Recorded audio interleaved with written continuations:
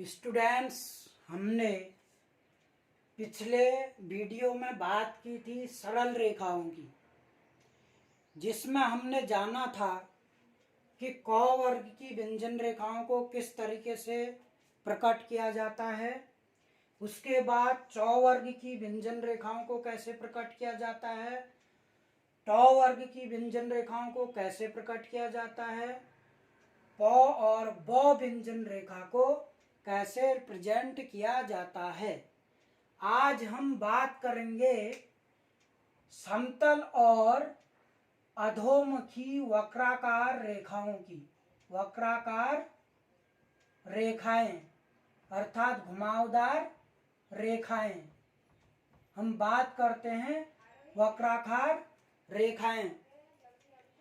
हमने देखा था पिछली वीडियो में कि हम दो तरीके से स्ट्रोकों को लिखते हैं। पहला क्या, लाइट, और दूसरा डार्क या हैवी, हल्के और गहरे। दो प्रकार के हमारे पास व्यंजन रेखाएं लिखने का तरीका है।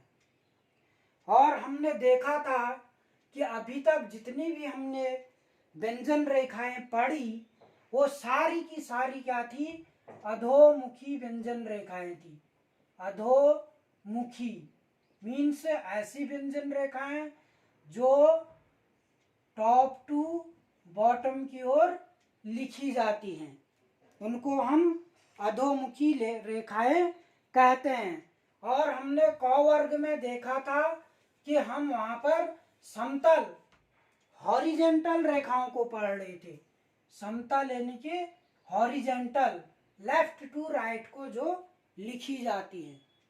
अब हम बात करते हैं अधोमुखी वक्र रेखाओं की। वक्र मीन्स घुमावदार रेखाएं। हमने यहाँ पर एक डायग्राम, एक चित्र बनाया है।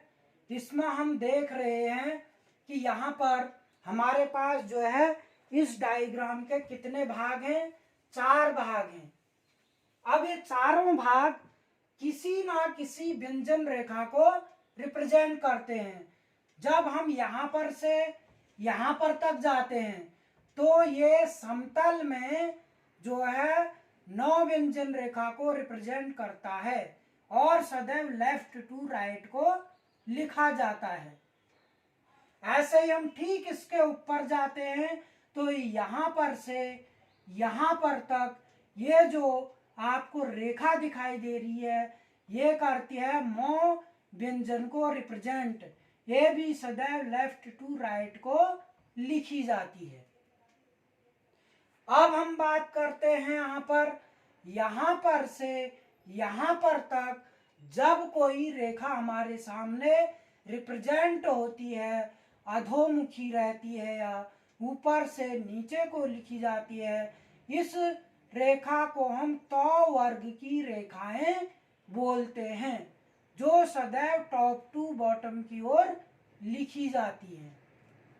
सेम हम इसके ठीक राइट हैंड में जाते हैं तो यहाँ पर से यहाँ पर तक ये जो व्यंजन रेखा आ रही ये भी तो वर्ग की व्यंजन रेखाएं ही हैं और ये भी अधोमुखी हैं, टॉप टू बॉटम की ओर लिखी जाती हैं, ऊपर से नीचे की ओर।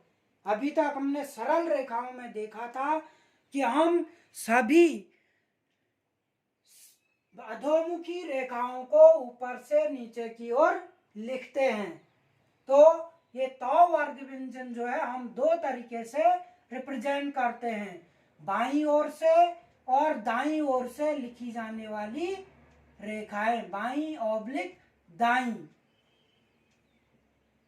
बाईं मीन्स एंटी क्लॉकवाइज, दाईं मीन्स क्लॉकवाइज, घड़ी चलने की दिशा में और घड़ी चलने की विपरीत दिशा में। तो हम बात करेंगे यहाँ पर तो वर्ग की। तो वर्ग कैसे लिखेंगे हम, यहाँ पर ये हमारा तो वर्ग व्यंजन आया, तो वर्ग व्यंजन,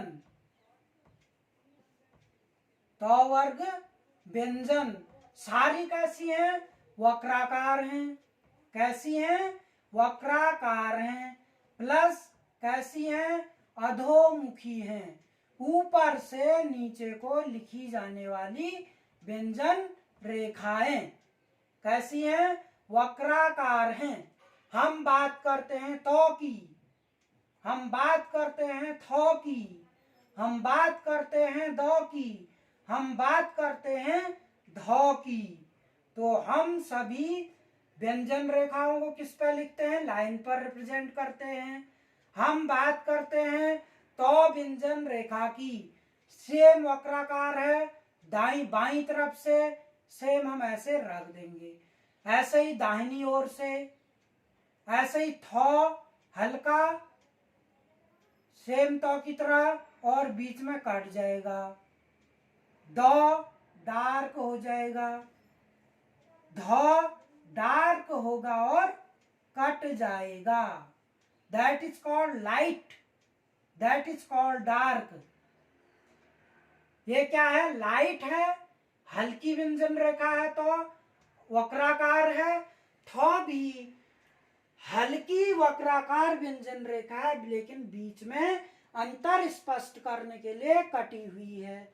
ऐसे ही हम बात दो व्यंजन की करते हैं, सेम तो व्यंजन की तरह है लेकिन डार्क रूप है, हैवी रूप है, और सेम दो की तरह धौ को भी रिप्रेजेंट किया जाता है लेकिन बीच में अंतर स्पष्ट करने के लिए काट दिया जाता है। ये हुआ हमारा तो वर्ग। यहीं पर हमारे पास उभर कर आए थे नासिक्य व्यंजन, नासिक्य व्यंजन, ऐसे व्यंजन जो सदैव लेफ्ट टू राइट की ओर लिखे जाते हैं और जिन व्यंजनों की आवाज नाक और मुंह से सुनाई पड़ती है उन्हें हम नासिक्य व्यंजन कहते हैं। अब नासिक्य व्यंजन में कौन कौन है, लेफ्ट टू राइट की ओर समतल, नौ व्यंजन, मौ व्यंजन, इसी से बना हुआ अंगो व्यंजन, इसी से बना हुआ अणो व्यंजन। ये क्या है, हमारे समतल व्यंजन है और नासिक्य व्यंजन है। नौ को हमने रिप्रेजेंट किया है लेफ्ट टू राइट इस तरीके से। मौ को हम रिप्रेजेंट करते हैं नौ का ठीक उल्टा लेफ्ट टू राइट।